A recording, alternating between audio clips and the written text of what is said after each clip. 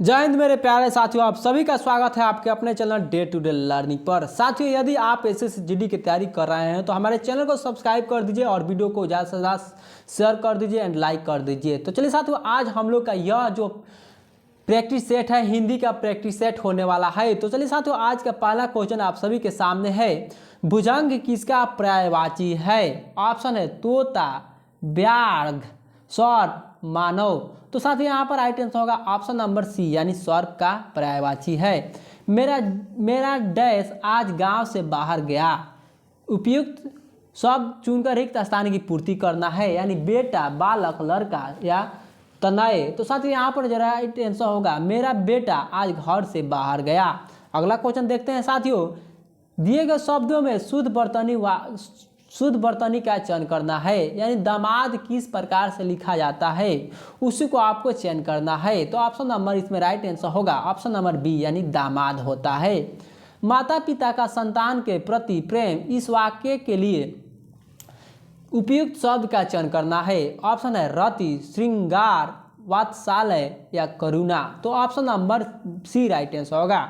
अगला क्वेश्चन साथियों है, कुछ समय बाद वे वापस लौट आएंगे, यानी किसी बदलाव की आवश्यकता नहीं है, यानी रेखांकित शब्द को बदलाव की आवश्यकता है या नहीं है। यदि है तो कौन सा ऑप्शन का है, और यदि नहीं है तो ऑप्शन नंबर डी ए चुने, यानी किसी बदलाव की आवश्यकता नहीं है। वे वापस लौट आएंगे, वे लौट आएंगे या वे लौट आएंगे वापस। तो साथियों यहाँ पर जो होना चाहिए था, वे वापस लौट आएंगे के जगह पर होना चाहिए यहाँ वे लौट आएंगे, यानी कुछ समय बाद वे लौट आएंगे, इसलिए option number C right answer होगा। अगला क्वेश्चन है, आयोग की रिपोर्ट लोकसभा में अध्यक्ष महोदय के समक्ष अर्पित की गई है, यानी अर्पित के स्थान पर कौन सा उपयुक्त शब्द हो सकता है? समर्पित, प्रस्तुत, जारी या लोकार्पित। तो साथ ही यहाँ पर राइट आंसर होगा प्रस्तुत की गई, यानी option number B right answer होगा। वीर और जय में चोली दामद का साथ है, रेखांकित मुहावरे का अर्थ क्या है? चोली और दामद का अर्थ क्या है? तो साथियों यहाँ पर राइट आंसर होगा एक दूसरे से गहरी मित्रता, यानी option number C right answer होगा। आंसर अगला क्वेश्चन है साथियों, श्याम मेरा घनिष्ठ मित्र है, यानी किस भाग में त्रुटि है? श्याम मेरा घनिष्ठ मित्र या है या कोई त्रुटि नहीं है। तो साथियों यहाँ पर राइट आंसर होगा ऑप्शन नंबर बी, यानी घनिष्ठ ट ना रह कर ठ होना चाहिए था, इसलिए त्रुटि है। अगला क्वेश्चन है, यह बात एक उदाहरण से स्पष्ट किया जा सकता है या कोई त्रुटि नहीं है। तो साथियों आपको चयन करना है किस भाग में त्रुटि है।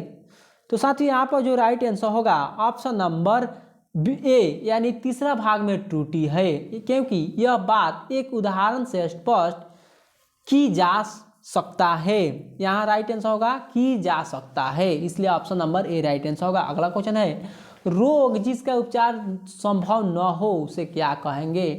तो साथियों यहाँ पर जो राइट आंसर होगा option number C right answer होगा, असाध्य राइट आंसर होगा। चलिए साथियों अगला क्वेश्चन है, मोह से जनित प्रेम को डैश कहते हैं, रिक्त स्थान की पूर्ति के लिए सर्वाधिक उपयुक्त शब्द का चयन करना है। मोह से जनित प्रेम को क्या कहा जाता है?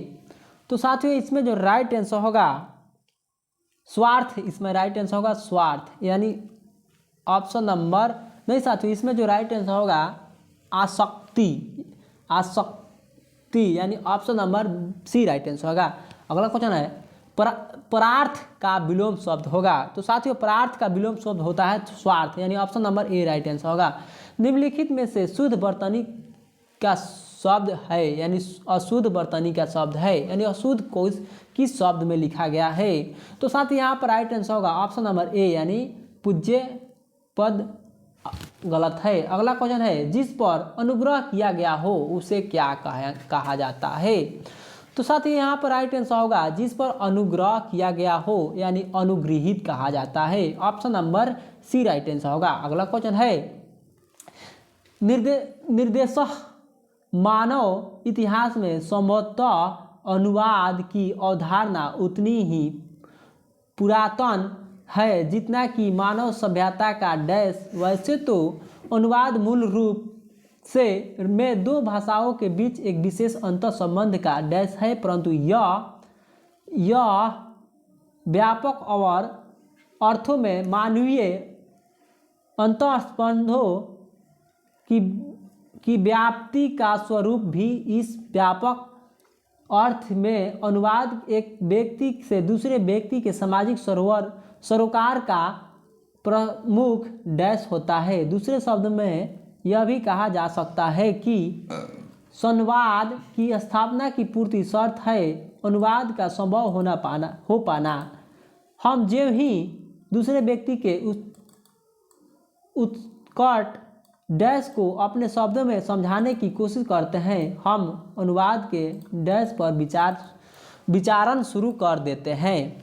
यानी साथियों यहाँ पर जो राइट आंसर होगा मैं आप सभी को बता दूं, 1 नंबर के लिए राइट आंसर होगा इतिहास। यानी जितना मानव सभ्यता का इतिहास यहाँ होगा इतिहास। वैसे तो अनुवाद मूल रूप में दो भाषाओं के बीच एक विशेष अंतःसंबंध का परिचालक, यहाँ क्या होगा परिचालन, यानी परिचालक यानी ऑप्शन यहाँ पर परिचालक होगा है, परंतु यह व्यापक अर्थों में मानवीय अंतर संबंधों की व्याप्ति का रूपक भी है। इस वाक्य अर्थ में, इस व्यापक अर्थ में अनुवाद एक व्यक्ति से दूसरे व्यक्ति के सामाजिक सरोकार का प्रमुख वाहक 3 नंबर के लिए वाहक होता है। दूसरे शब्दों में यह भी कहा जा सकता है कि संवाद की स्थापना की पूर्व शर्त है अनुवाद का संभव हो पाना। हम जो ही दूसरे व्यक्ति के उत्कृष्ट यानी साथियों भाव यहाँ होगा भाव 4 नंबर में भावों को अपने शब्दों में समझाने की कोशिश करते हैं, हम अनुवाद के धरातल 5 नंबर में होगा धरातल पर विचार शुरू कर देते हैं। यानी साथियों 1 नंबर के लिए हम लोग का राइट आंसर होगा इतिहास, 2 नंबर में आंसर था परिचालक और 3 नंबर का आंसर था वाहक यानी ऑप्शन नंबर डी, और 4 नंबर में जो राइट आंसर था भाव और 5 नंबर में आंसर राइट था धरातल। तो साथियों आशा करता हूँ आप सभी वीडियो को समझ गए होंगे और पसंद आया होगा साथियों आप सभी को। तो साथियों वीडियो को लाइक कर दीजिए, सब्सक्राइब कर दीजिए और ज़्यादा से ज़्यादा शेयर कर दीजिए। तो चलिए साथियों फिर मिलेंगे नेक्स्ट वीडियो में। जय हिंद जय भारत।